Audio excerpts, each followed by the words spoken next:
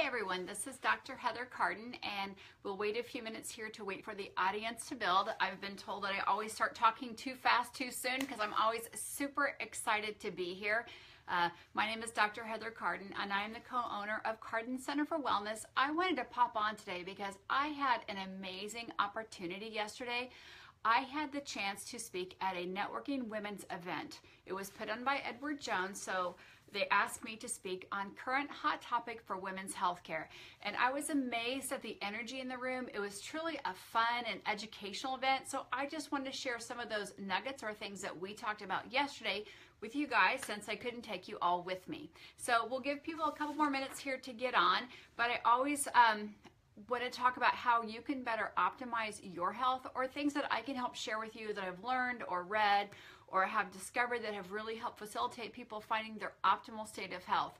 Really, when we talk about health, it all starts here in the brain. So a lot of times we talk about having to fix the brain because the brain dictates the function of your entire body.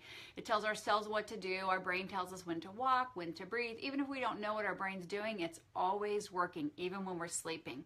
So let's just talk about the hot topics we talked about yesterday. We talked about things in the three top killers of women. 80% of women will have some type of coronary or cardiovascular event. That means we lose 80% of women to cardiovascular disease. Second thing is cancer.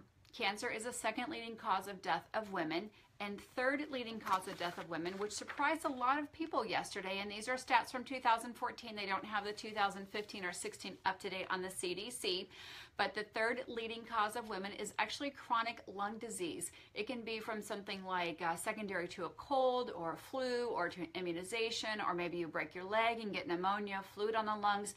But the first one is heart disease, the second one is cancer, and the third one is due to pulmonary.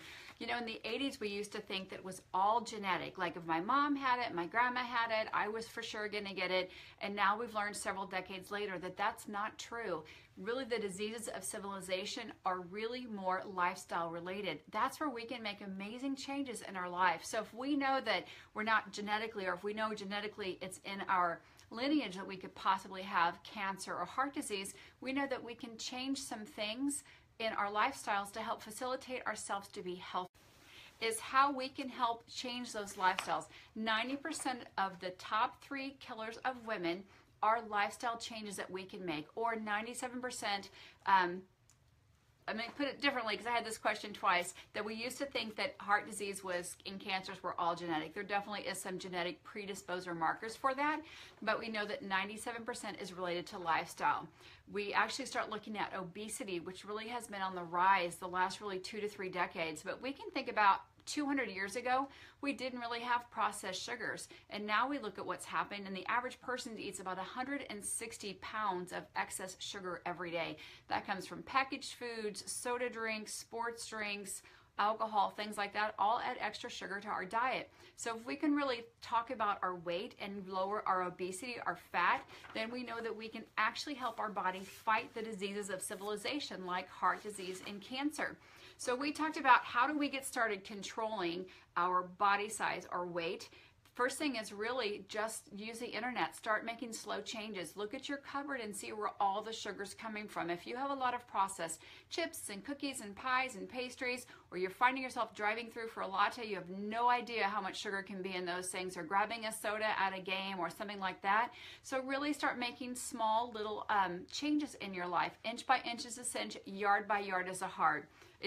So make little tiny changes. Maybe download an app and really see what you're eating. There's lots of free apps you can download on your phone and keep track of what you're doing. So I'd love to have my patients keep a food diary. It really tells the truth of what's happening and what's going on.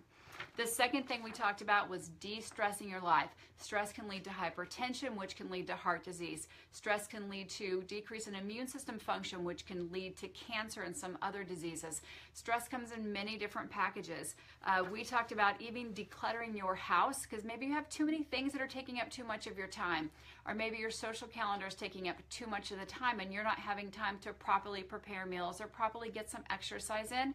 So maybe look at your social calendar, maybe take yourself yourself off one less committee, maybe one less meeting, maybe take part in a carpool so you have a little bit more time for yourself. So the first one again was really keeping track of the foods. Look at the amount of sugar that you're eating.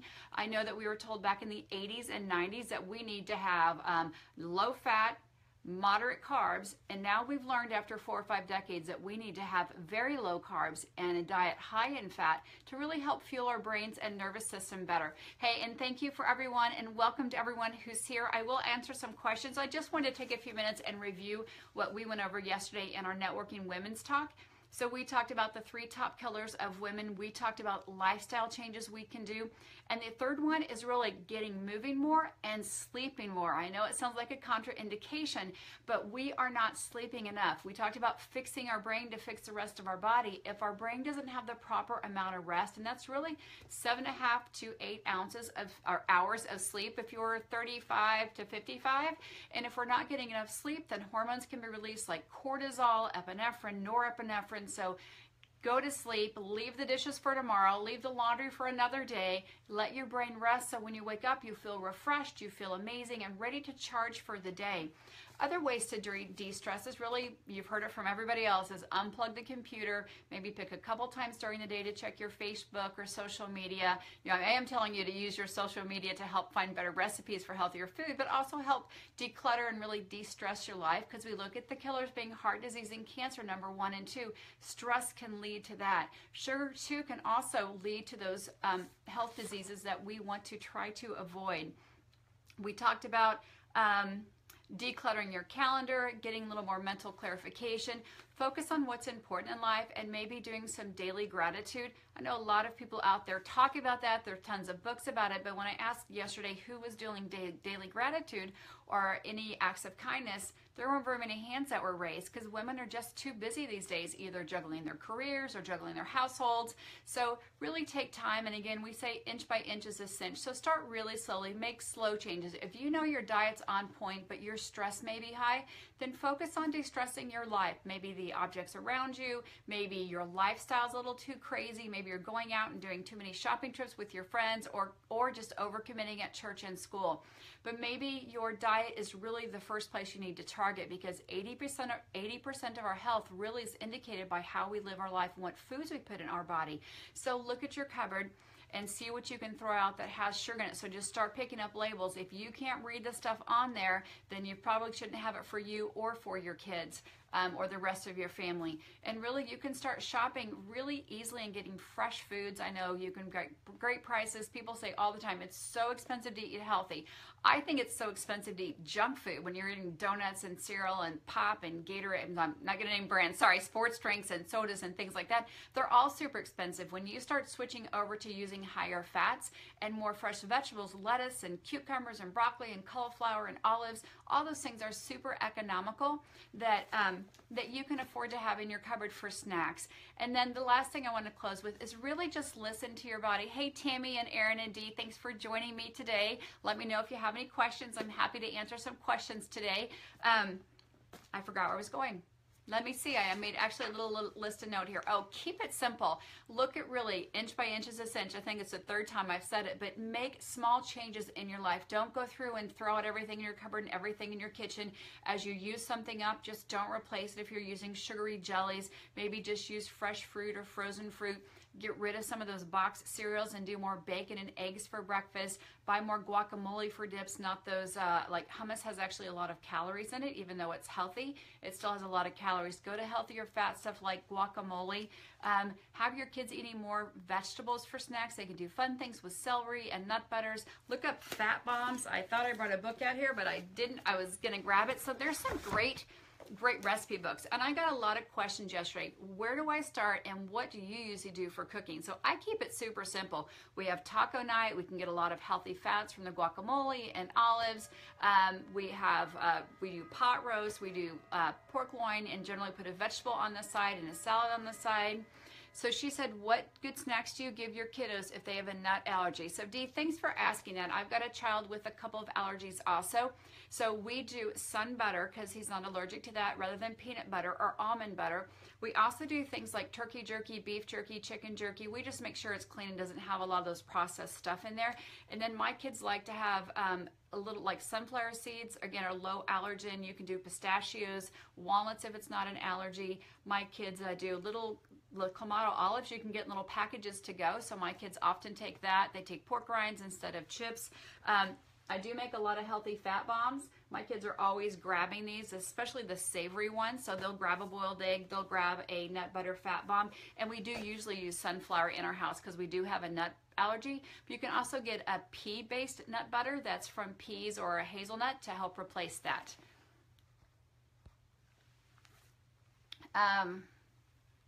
So Tammy's asking about exogenous ketones. So Tammy, I'll address that in just a second. I want to share a couple of other books because yesterday I had a lot of women asking me, like, where do I even start? So the first thing is get out the sugary stuff, download an app, keep track of your foods, and really start getting moving. And exercise is super easy these days. You can get apps to download on your phone. You can rent DVDs. You can find programs on your television. A lot of gyms have a ton of Groupons on right now. You can join a gym for a week and try it out and see what you like.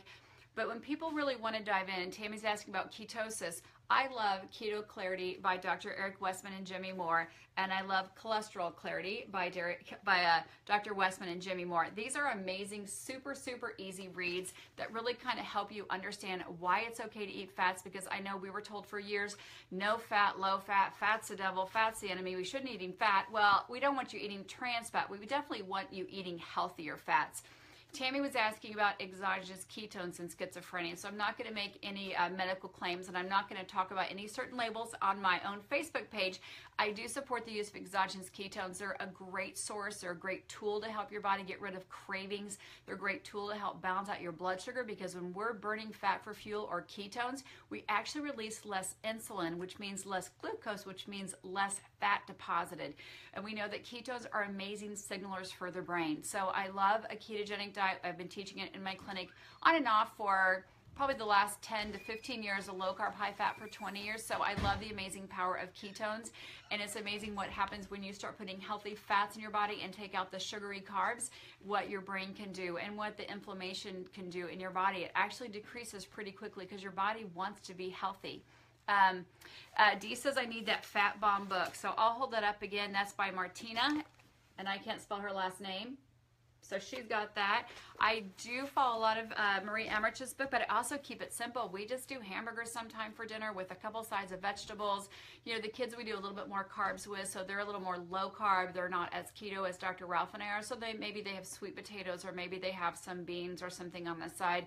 But we do eat, for the most part, eggs and bacon for breakfast. We had salmon patties. I do tuna salad a lot of times for breakfast. So it's an easy thing to do, and I want to keep it simple. We talked about pot roast and carrots and celery, rotisserie chicken and broccoli. Again, just keep it super simple, and don't buy the carbs. We just started using grains about 10,000 years ago. That's right. Before that, we were really in that native state. So about the last 10,000 years, based on archaeology, is when we started putting grains into our body. About 200 years ago is when we started putting sugar into everything. In the 1980s, we started taking fat out of our processed food and putting sugar back in. So hopefully I've helped you get a few nuggets today for your health care. Again, we just reviewed what the top 3 killers of women were based on the CDC stats of 2014. Lifestyle changes. Number 1, reduce the sugar. Number 2, get moving more during the day and get more sleep. Please, moms, get more sleep. And number 4 was really just de-stress and declutter. Find out what's important. Find out what's important in your daily calendar, what's in your daily life. And I think when you start moving little tiny steps forward to look around and say, you know what, that's me. That's absolutely me. I need to change that. We're going to be here for you. So I'm going to try to pop on at least once a week to give you some helpful tips to move forward in 2017. I usually do it based on the questions. I had a ton of questions from the talk I did yesterday. I think there were about 58 women there. And I had all these questions. Where do I start? How do I start? And that could be paralyzing with the multimedia and everybody's book and everybody's app. But keep it super simple. If it grew, it's okay to eat. Generally, if it came in a box or a wrapper, I'm going to tell you probably don't eat it. If it used to move, it's okay to eat, as in proteins and stuff. So really start reducing your processed sugary carbs.